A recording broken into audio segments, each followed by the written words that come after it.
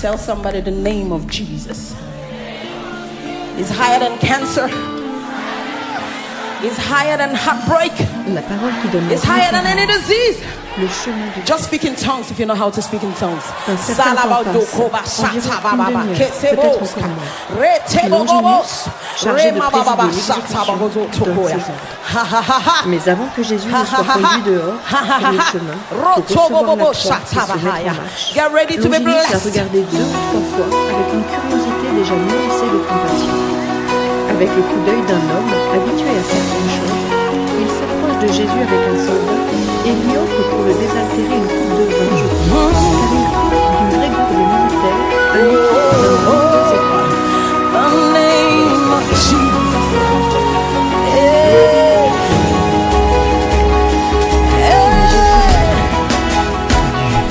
Higher than another name. Wave your hands to Jesus. Higher than another name. Hey.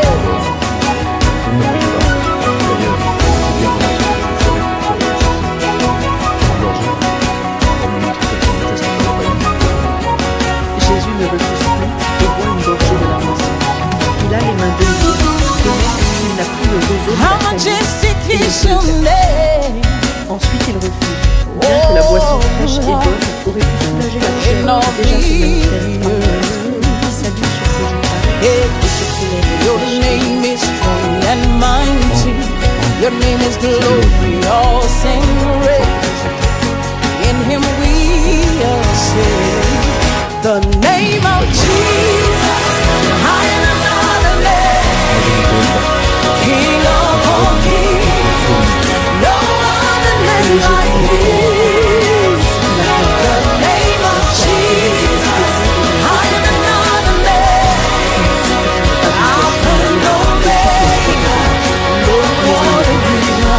If you believe that, wave your hands to Jesus. Hey, hey, hey, hey, hey. Barnabas, Shandelabos, hey.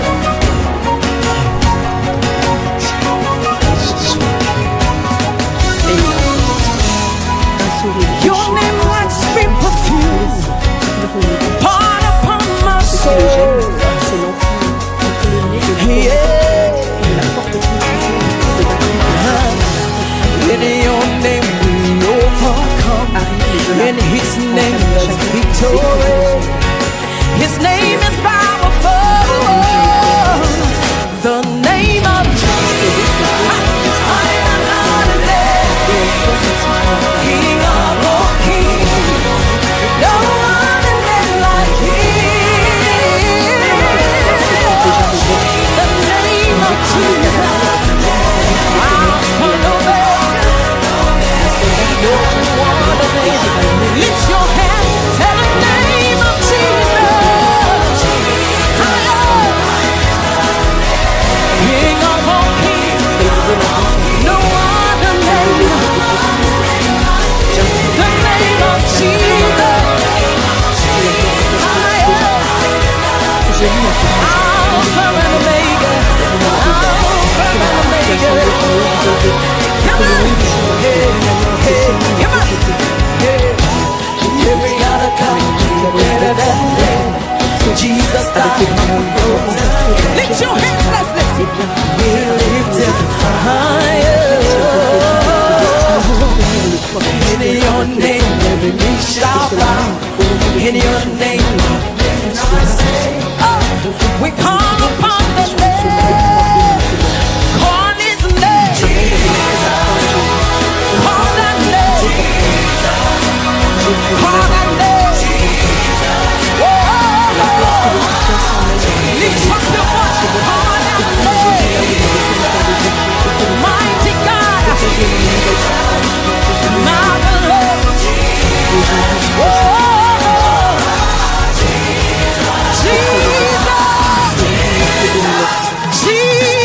D'abord le Nazaréen, puis les 2 larrons. Une d'écurie autour de chacun. Les 7 autres d'écurie sur les ailes et comme renfort. Et le responsable sera le soldat qui fait frapper à mort les condamnés.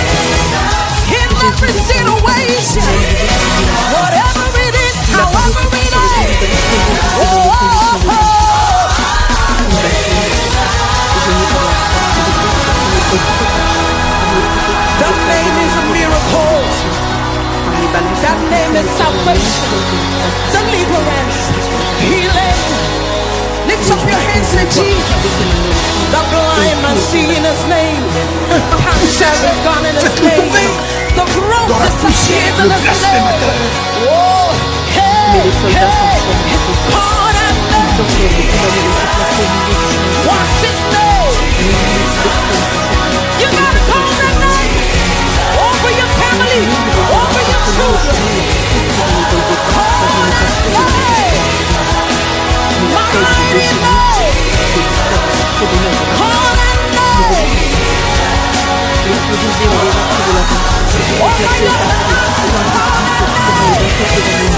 Over your home, call that name. Over your body, call that name.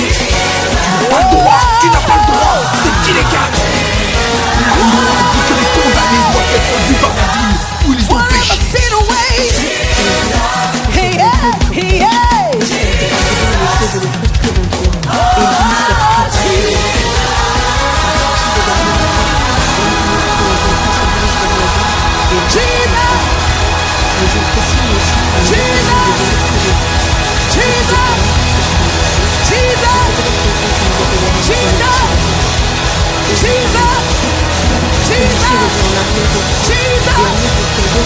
Oh, miracle in your name.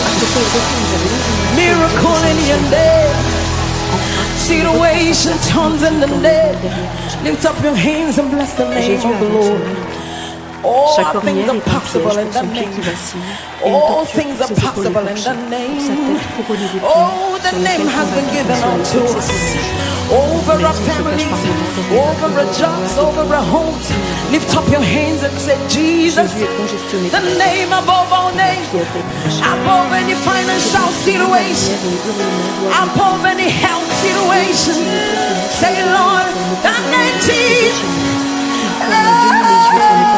Oh, Jesus, Jesus, Jesus, Jesus. Jesus over my family. Jesus over deliverance. Jesus. Oh,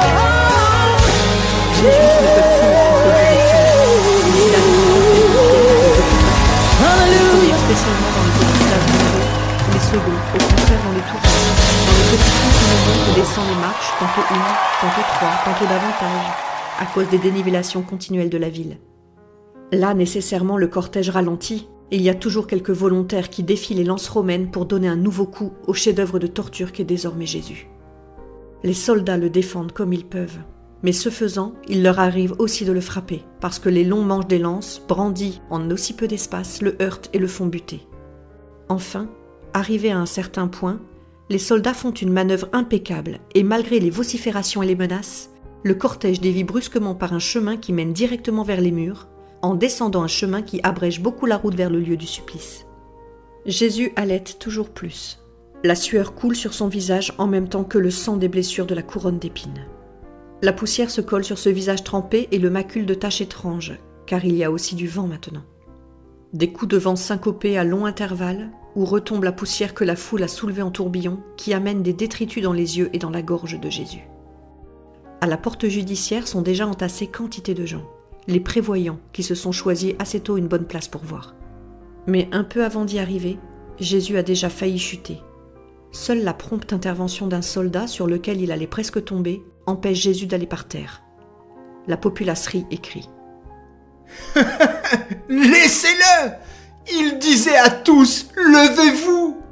Qu'il se lève lui maintenant !»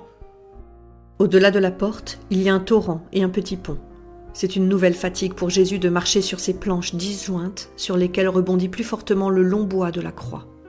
C'est aussi une nouvelle mine de projectiles pour les Juifs. Les pierres du torrent volent et frappent le pauvre martyr. Alors commence la montée du calvaire. Ce chemin nu, sans un brin d'ombre, couvert de pierres disjointes, attaque directement la montée. Jésus éprouve donc une douleur aiguë dans la montée, due au poids de la croix, qui, longue comme elle est, doit être très lourde. Une pierre dépasse, et épuisé comme il l'est, il lève trop peu le pied, bute et tombe sur le genou droit, mais parvient à se relever à l'aide de la main gauche. La foule pousse des cris de joie. Il se relève. Il avance de plus en plus courbé et haletant, congestionné, fiévreux. L'écriteau, qui ballotte devant lui gêne la vue. Son long vêtement, maintenant qu'il avance courbé, traîne par terre par devant et gêne sa marche. Il bute de nouveau et tombe sur les 2 genoux, en se blessant de nouveau là où il est déjà blessé. La croix lui échappe des mains et tombe, après lui avoir frappé fortement le dos, l'obligeant à se pencher pour la relever et à peiner pour la remettre sur ses épaules. Cela permet de voir nettement sur son épaule droite la plaie causée par le frottement de la croix, qui a ouvert les plaies nombreuses de la flagellation et en a fait une seule, qui transsude de l'eau et du sang, de sorte que la tunique est toute tachée à cet endroit. Les gens vont jusqu'à applaudir, heureux de ces mauvaises chutes. Longinus incite à se hâter, et les soldats, à coups de plat de dague, invitent le pauvre Jésus à avancer. On reprend la marche avec une lenteur de plus en plus grande malgré tous les efforts. Jésus semble tout à fait ivre tant sa marche est chancelante, et il heurte tantôt un rang de soldats, tantôt l'autre, occupant toute la route. Les gens le remarquent et crient « Sa doctrine lui est montée à la tête! Vois comme il titube !» Et d'autres, qui ne sont pas du peuple mais des prêtres et des scribes, ricanent. Non, ce sont les festins pris dans la maison de Lazare qui lui montent encore à la tête. Ils étaient bons. Maintenant, mange notre nourriture. Et d'autres phrases semblables. Longinus, qui se retourne de temps en temps, a pitié et ordonne une halte de quelques minutes. Mais il est tellement insulté par la populace que le centurion commande aux troupes de charger. Devant les lances qui brillent et menacent, la foule montre sa lâcheté, et elle s'éloigne en criant et en descendant çà et là sur la montagne. C'est alors que je revois sortir de derrière des décombres, peut-être de quelques murets éboulés, le petit groupe des bergers. Désolés, bouleversés, poussiéreux, déchirés, ils appellent le maître par la seule force de leur regard. Et lui tourne la tête, les voit. Il les fixe comme si c'étaient des visages d'anges, paraît se désaltérer et se fortifier de leurs larmes, et il sourit. On redonne l'ordre d'avancer, et Jésus passe juste devant eux et entend leurs pleurs angoissés. Il tourne avec difficulté la tête sous le joug de la croix et leur sourit de nouveau. C'est réconfort, 10 visages, une halte sous le soleil brûlant. Et aussitôt, la douleur de la 3e chute complète. Et cette fois, ce n'est pas qu'il bute, il tombe par un soudain fléchissement de ses forces. C'est une syncope. Il s'affale de tout son long et se frappe le visage sur les pierres disjointes, restant dans la poussière, sous la croix retombée sur lui. Les soldats essayent de le relever, mais comme il paraît mort, ils vont le rapporter au centurion. Pendant qu'ils vont et viennent, Jésus revient à lui, et lentement, avec l'aide de 2 soldats dont l'un relève la croix et l'autre aide le condamné à se relever, il reprend sa place. Mais il est manifestement épuisé. La foule crie « Arrangez-vous pour qu'il ne meure que sur la croix !» Les chefs des scribes disent aux soldats « Si vous le faites mourir avant, vous en répondrez au proconsul. Souvenez-vous-en, le coupable doit arriver vivant au supplice. » Les soldats les foudroient de leur regard féroce, mais par discipline, ils ne parlent pas. Longinus, cependant, redoute, tout comme les Juifs, que le Christ meure en route et il ne veut pas avoir d'ennui. Sans avoir besoin que quelqu'un le lui rappelle, il sait quel est son devoir de préposer à l'exécution et il y pourvoit. Ce faisant, il désoriente les Juifs qui sont déjà accourus en avant par la route qu'ils ont rejointe de tous les côtés de la montagne en transpirant, en se griffant pour passer à travers les rares buissons épineux du mont aride et brûlé, en tombant sur les détritus qui l'encombrent comme si c'était un lieu de déblai pour Jérusalem, sans sentir d'autre peine que celle de perdre un halètement du martyr, un de ses regards douloureux, un geste même involontaire de souffrance, et sans autre peur que celle de ne pas arriver à avoir une bonne place. Longinus donne donc l'ordre de prendre le chemin le plus long, qui monte en lacet au sommet et qui est beaucoup moins raide. Il semble que ce sentier, à force d'être parcouru, soit devenu un chemin praticable. Ce croisement des 2 itinéraires se trouve à peu près à mi-hauteur, mais je vois que, plus haut, à 4 reprises, la voie directe est coupée par celle qui monte moins rapidement, mais qui, en compensation, est beaucoup plus longue. Et sur cette route, il y a des gens qui montent, mais qui ne participent pas à l'indigne chahut des obsédés qui suivent Jésus pour jouir de ses tourments. Ce sont des femmes pour la plupart, en larmes et voilées, ainsi que quelques petits groupes d'hommes, très peu nombreux en vérité, mais qui ont beaucoup plus d'avance sur les femmes, puisqu'ils sont sur le point de disparaître de la vue là où le chemin fait le tour de la montagne. De ce côté, le calvaire a une sorte de pointe en forme de museau, alors que de l'autre, la paroi tombe à pic. Les hommes disparaissent derrière la pointe rocheuse et je les perds de vue. Les gens qui suivaient Jésus hurlent de rage. Ils trouvaient plus beau de le voir tomber. Avec des imprécations obscènes adressées aux condamnés et à ceux qui le conduisent, certains se mettent à suivre le cortège judiciaire, tandis que d'autres montent presque en courant par la voie pentue pour se dédommager de leur déception par une excellente place au sommet. Les femmes, qui s'avancent en pleurant, se retournent en entendant les cris et voient que le cortège tourne de leur côté. Elles s'arrêtent alors en s'adossant au mont, par crainte d'être jetées en bas par les Juifs violents. Elles abaissent encore plus leur voile sur leur visage. Il y en a même une qui est complètement voilée, comme une musulmane, ne laissant libre que ses yeux très noirs. Elles sont vêtues très richement et ont pour les défendre un vieil homme robuste dont, enveloppé dans son manteau comme il est, je ne distingue pas le visage. Je ne vois que sa longue barbe, plutôt blanche que noire, qui sort de son manteau foncé. Quand Jésus arrive à leur hauteur, elles sanglotent plus fort et se courbent en profonde salutation. Puis elles s'avancent résolument. Les soldats voudraient les repousser de leurs lances, mais celle qui est couverte comme une musulmane écarte un instant son voile devant l'enseigne arrivée à cheval pour voir quel est ce nouvel obstacle. Il donne l'ordre de la laisser passer. Je ne puis voir son visage ni son vêtement car elle a déplacé son voile avec la rapidité de l'éclair et son habit est complètement caché par un manteau qui tombe jusqu'à terre, lourd, fermé complètement par une série de fibules. La main, qui apparaît un instant pour déplacer le voile, est blanche et belle. Et c'est avec ses yeux noirs tout ce que l'on voit de cette grande matrone, certainement influente puisque l'officier de Longinus lui obéit ainsi. Elle s'approche de Jésus en pleurant et s'agenouille à ses pieds, tandis qu'il s'arrête, suffocant. Il parvient pourtant à sourire aux saintes femmes et à l'homme qui les escorte. Celui-ci se découvre pour montrer qu'il est le berger Jonatas, mais les gardes ne le laissent pas passer. Seules les femmes le peuvent. L'une d'elles est Jeanne, femme de Cousa. Elle a la mine plus défaite que lorsqu'elle était mourante. De rouge, elle n'a que les traces de ses larmes, car son visage est blanc comme neige, et ses 12 yeux noirs sont brouillés au point de prendre une teinte violet foncé comme certaines fleurs. Elle tient dans ses mains une amphore d'argent et l'offre à Jésus, mais lui refuse. D'ailleurs, son essoufflement est si grand qu'il ne pourrait même plus boire. De la main gauche, il essuie la sueur et le sang qui lui tombe dans les yeux, coule le long de ses joues rouges et de son cou aux veines gonflées par le battement essoufflé du cœur, et trempe tout son vêtement sur la poitrine. Une autre femme, accompagnée d'une jeune servante portant un coffret Louvre, en tire un tissu de lin très blanc carré et l'offre au Rédempteur. Il l'accepte, et comme il ne peut avec une seule main le faire par lui-même, la femme pleine de pitié l'aide à le poser sur son visage, en veillant à ne pas heurter la couronne d'épines. Jésus presse le linge frais sur son pauvre visage, et l'y tient comme s'il y trouvait un grand réconfort.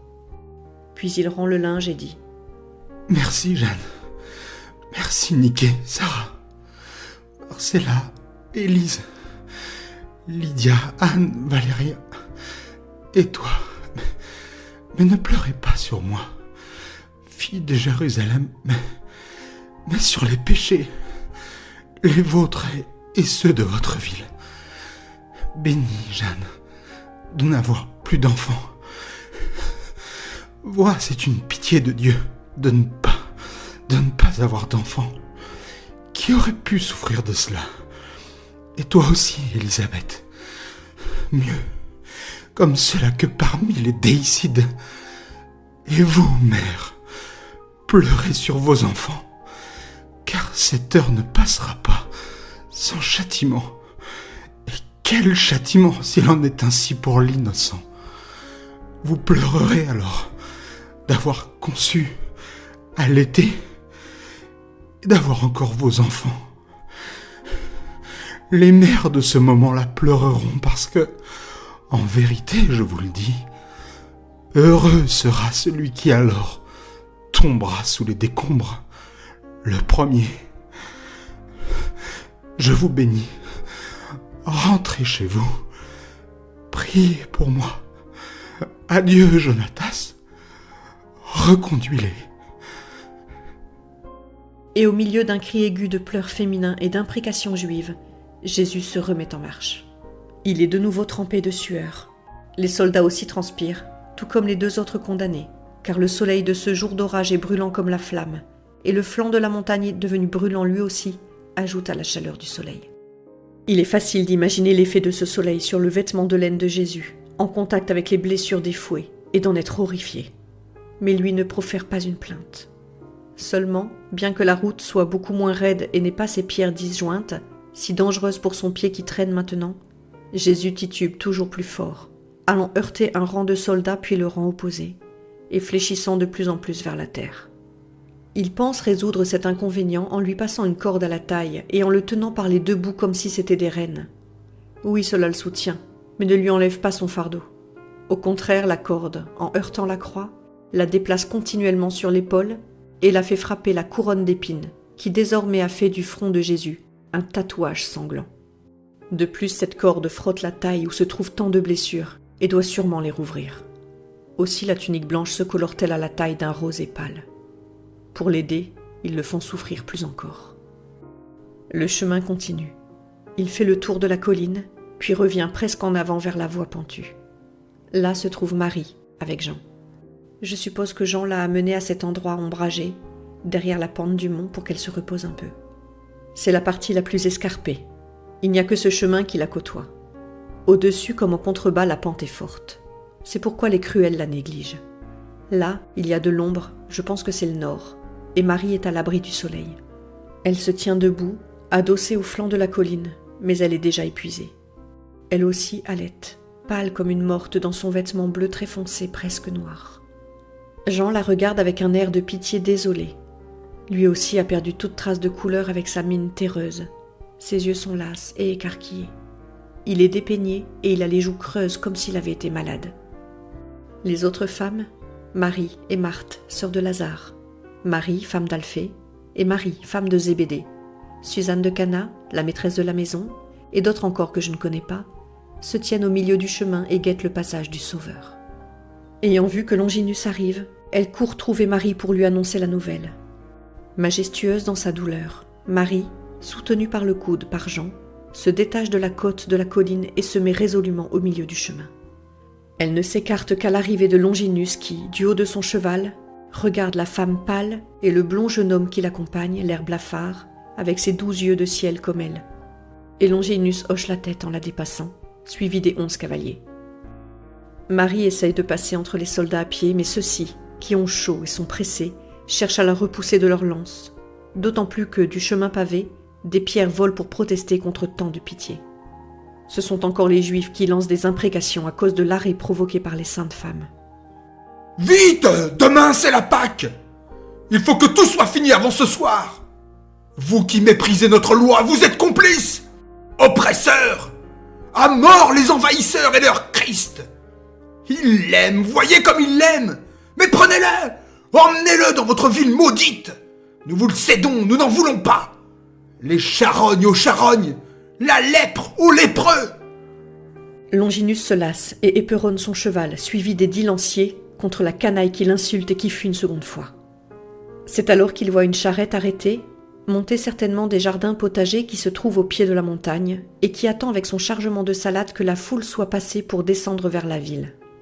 Je pense qu'un peu de curiosité chez Simon de Cyrène et ses fils l'ont fait monter jusqu'ici, car il n'était vraiment pas nécessaire pour lui de le faire. Les 2 fils, allongés sur le tas de légumes, rient de voir les Juifs en fuite. L'âne effrayé veut reculer. Debout à côté de lui, l'homme regarde attentivement le cortège. Il est robuste et doit avoir entre 40 et 50 ans. Longinus le dévisage. Il pense qu'il peut lui être utile et lui ordonne. « Homme, viens ici !» Simon de Cyrène fait mine de ne pas entendre, mais avec Longinus, il n'est pas question de plaisanter. Il réitère son ordre de telle façon que l'homme jette les rênes à l'un de ses fils et s'approche du centurion. Il lui demande. « Tu vois cet homme ?» À ces mots, il se retourne pour indiquer Jésus et voit à son tour Marie qui supplie les soldats de la laisser passer. Il en a pitié et crie. « Laissez passer la femme !» Puis il reprend. « Ainsi chargé, il ne peut plus avancer. Toi, tu es fort. Prends sa croix et porte-la à sa place, jusqu'au sommet. »« Je ne peux pas, j'ai l'âne. Il est rétif. Les garçons ne savent pas le retenir. » Mais Longinus rétorque. « Dépêche-toi, si tu ne veux pas perdre l'âne et gagner 20 coups en guise de punition. » Simon n'ose plus réagir. Il crie au garçon. « Allez vite à la maison et dites que j'arrive tout de suite !» Puis il va vers Jésus. Il le rejoint juste au moment où Jésus se tourne vers sa mère. C'est alors seulement qu'il la voit venir, car il avance tout courbé et les yeux presque clos, comme s'il était aveugle. Il s'écrie.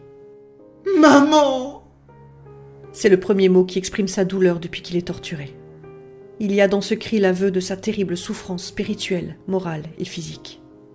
C'est le cri déchiré et déchirant d'un enfant qui meurt seul, au milieu de ses persécuteurs et sous les pires tortures, et qui arrive à avoir peur même de sa propre respiration.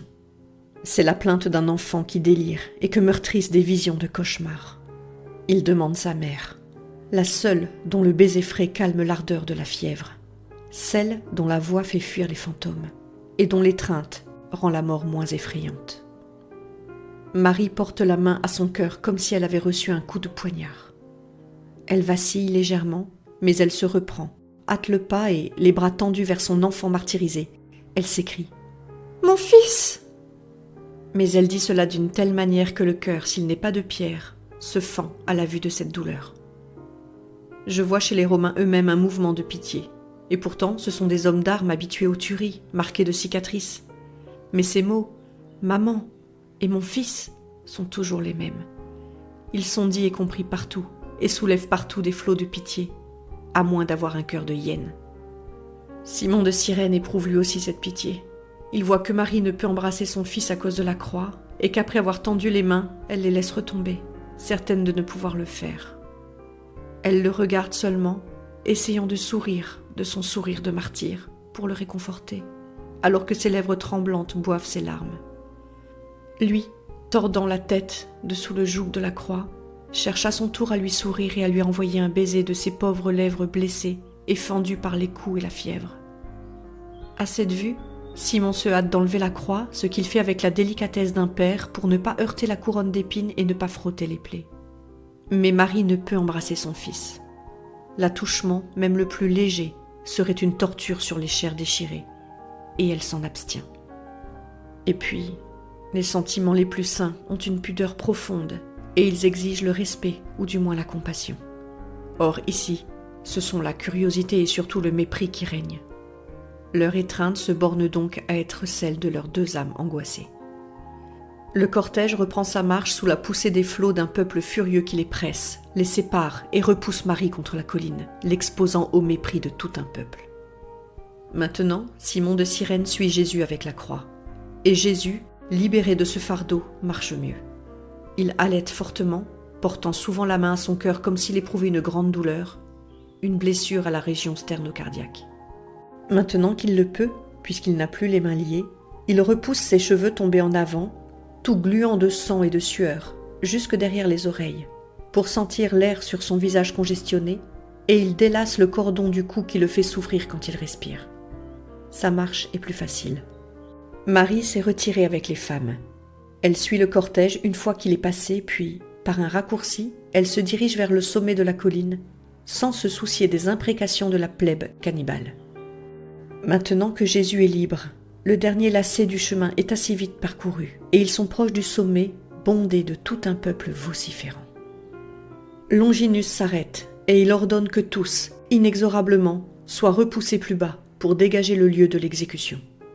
Une moitié de la centurie exécute l'ordre en accourant sur place et en repoussant sans pitié tous ceux qui s'y trouvent, se servant pour cela de leurs dagues et de leurs lances. Sous la grêle des coups de plat et des bâtons, les Juifs s'enfuient du sommet. Ils voudraient bien se placer sur l'esplanade qui est au-dessous, mais ceux qui y ont déjà pris place ne cèdent pas, de sorte que des rixes féroces ont lieu. Ils semblent tous fous. Comme je l'ai dit l'an dernier, le sommet du calvaire a la forme d'un trapèze irrégulier, légèrement plus élevé d'un côté, à partir duquel la colline descend rapidement pendant un peu plus de la moitié de sa hauteur. Sur cette petite place, on a déjà préparé 3 trous profonds, renforcés de briques ou d'ardoises, creusés exprès en somme. Tout près d'eux se trouvent des pierres et de la terre prêtes pour buter les croix. D'autres trous, en revanche, ont été laissés pleins de pierres. On comprend qu'ils les vident d'une fois sur l'autre selon le nombre de ceux qui servent. Sous la cime trapézoïdale, du côté où il n'y a pas de déclivité, s'étend une sorte de plateforme en pente douce qui constitue une seconde petite place. De celle-ci partent 2 larges sentiers qui longent le sommet, de sorte que celui-ci est isolé et surélevé d'au moins 2 mètres de tous les côtés. Les soldats qui ont repoussé la foule apaisent les disputes à coups persuasifs de lance et dégagent le terrain pour que le cortège puisse passer sans encombre sur le bout de chemin qui reste. Puis ils font la haie pendant que les 3 condamnés, encadré par les cavaliers et protégé en arrière par l'autre demi-centurie, arrivent au point où ils doivent s'arrêter, au pied du balcon naturel et surélevé qui forme le sommet du Golgotha. Pendant ce temps, j'aperçois les Maries et un peu en arrière d'elles, Jeanne, femme de Couza, avec 4 autres femmes de tout à l'heure. Les autres se sont retirées d'elles-mêmes probablement, car Jonatas est là derrière sa maîtresse. Celle que nous appelons Véronique et que Jésus a appelée Niké est partie. Sa servante manque aussi, tout comme la femme complètement voilée à laquelle les soldats obéirent. Je vois Jeanne, la vieille femme qu'on appelle Élise, Anne, c'est la maîtresse de la maison où Jésus est allé aux vendanges la première année, et 2 que je ne saurais identifier. Derrière ces femmes et les maris, je vois les fils d'Alphée, Joseph et Simon, ainsi qu'Alphée, fils de Sarah, avec le groupe des bergers. Ils ont lutté contre ceux qui voulaient les repousser en les insultant, et la force de ces hommes, multipliée par leur amour et leur douleur, s'est montrée si violente qu'ils ont vaincu. Ils ont ainsi pu former un demi-cercle libre contre les Juifs lâches qui n'osent que lancer des cris de mort et tendre le poing. Mais rien de plus, car les bâtons des bergers sont noueux et lourds, et ces hommes courageux ne manquent ni de force ni d'adresse. Je ne me trompe pas. Il faut un réel courage pour rester aussi peu nombreux, alors qu'ils sont connus comme Galiléens ou fidèles aux Galiléens, contre toute une population hostile. De tout le calvaire, c'est le seul endroit où l'on ne blasphème pas le Christ. Des 3 côtés de la colline qui descendent en pente douce vers la vallée, ce n'est qu'une fourmilière. On ne voit même plus la terre jaunâtre et nue, et sous le soleil qui disparaît et revient, on croit voir un pré fleuri de corolles de toutes les couleurs, tant sont serrés les couvre-chefs et les manteaux des sadiques qui le couvrent. Au-delà du torrent, il y a foule sur le chemin, et encore au-delà des murs. Les terrasses les plus proches sont elles aussi bondées. Le reste de la ville est nu, vide, silencieux. Tout est ici, tout l'amour et toute la haine, tout le silence qui aime et pardonne, toute la clameur qui hait et lance des imprécations. Pendant que les hommes préposés à l'exécution préparent leurs instruments en achevant de creuser les trous, et que les condamnés attendent dans leur carré, les Juifs réfugiés à l'angle opposé au mari les insultent. Ils insultent même la mère de Jésus. À mort les Galiléens! À mort! Galiléens, maudits Galiléens! À mort le blasphémateur galiléen! Cloué sur la croix même le sein qu'il a porté! Chassez les vipères qui enfantent les démons! À mort! Purifiez Israël des femmes qui s'allient au bouc! Longinus, qui est descendu de cheval, se retourne et voit Marie. Il ordonne de faire cesser ce chahut. La demi-centurie qui se tenait derrière les condamnés charge la racaille et désencombre complètement la seconde petite place, tandis que les Juifs s'échappent dans les hauteurs en s'écrasant les uns les autres. Les 11 cavaliers descendent aussi de cheval, et l'un d'eux prend les 11 chevaux en plus de celui du centurion et les mène à l'ombre, derrière la côte. Le centurion se dirige vers le sommet. Jeanne, femme de Couza, s'avance, l'arrête. Elle lui donne l'amphore et une bourse, puis se retire en pleurant, pour aller vers l'angle de la colline avec les autres. Là-haut, tout est prêt. On fait monter les condamnés. Jésus passe encore une fois près de sa mère, qui pousse un gémissement qu'elle cherche à réfréner en serrant son manteau sur sa bouche. Les Juifs la voient et se moquent d'elle. Jean, le doux Jean, qui a passé un bras derrière les épaules de Marie pour la soutenir, se retourne avec un regard féroce. Son œil en est phosphorescent. S'il n'avait pas dû protéger les femmes, je crois qu'il aurait pris à la gorge l'un ou l'autre de ces lâches. À peine les condamnés sont-ils sur le plateau fatal que les soldats entourent la place de 3 côtés. Seul reste vide celui qui est en surplomb. Le centurion donne à Simon de Cyrène l'ordre de partir, mais c'est de mauvaise grâce qu'il s'exécute. Et je pense que ce n'est pas par sadisme, mais par amour. Il s'arrête même près des Galiléens et partage avec eux les insultes dont la foule abreuve le petit nombre de fidèles au Christ. Les 2 larrons jettent par terre leur croix en blasphémant. Jésus se tait. Le chemin de croix est terminé.